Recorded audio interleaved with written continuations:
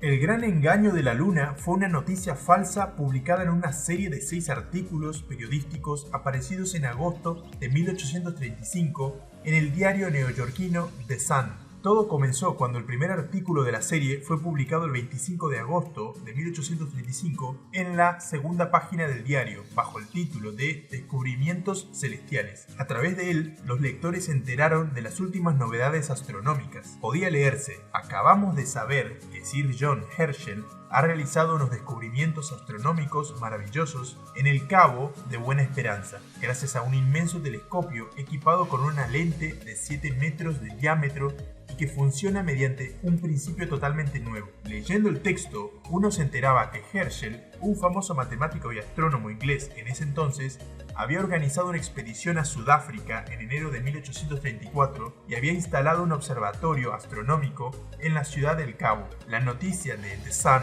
citaba como fuente al Edinburgh Journal of Science y el artículo estaba firmado por un supuesto Dr. Andrew Grant. Grant era teóricamente un colega de Herschel y se encargaba de explicar los avances técnicos que incorporaba el nuevo telescopio. El segundo y tercer artículo, publicados los días 26 y 27, comenzaban a describir las maravillas que Sir John había sido capaz de ver mientras observaba la Luna. Se ofrecían interesantes detalles de la topografía lunar, bosques, cráteres, lagos, océanos y playas incluidos.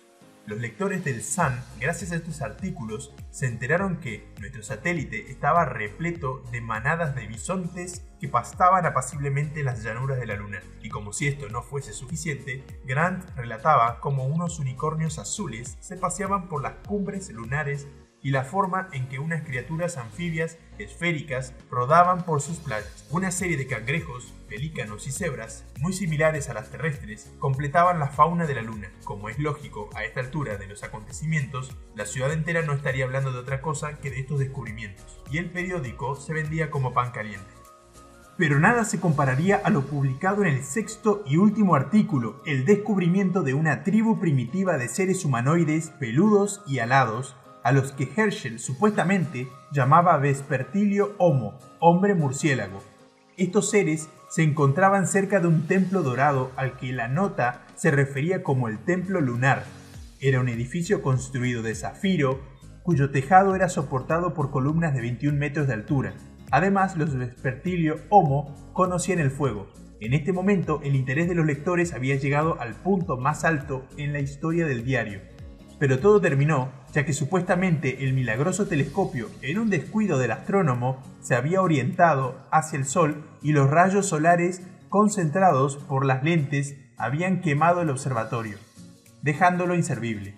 Esa fue obviamente la excusa para terminar con el gran fraude de la Luna antes de que alguien hiciese más preguntas. Los periódicos rivales, intentando aprovechar la fiebre desatada por el Sun para vender más ejemplares, llegaron a fingir que habían obtenido copias de los artículos originales del Edinburgh Journal of Science y publicaban su versión de la historia, aunque por supuesto simplemente copiaban lo que aparecía en las páginas del Sun.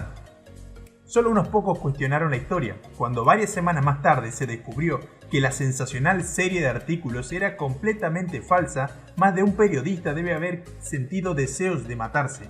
El mismo Herschel, que obviamente ni había observado vida sobre la Luna ni había llevado a cabo ninguno de los avances técnicos que se le atribuían, se enteró meses después del hecho, pues efectivamente estaba en la ciudad del Cabo haciendo observaciones astronómicas.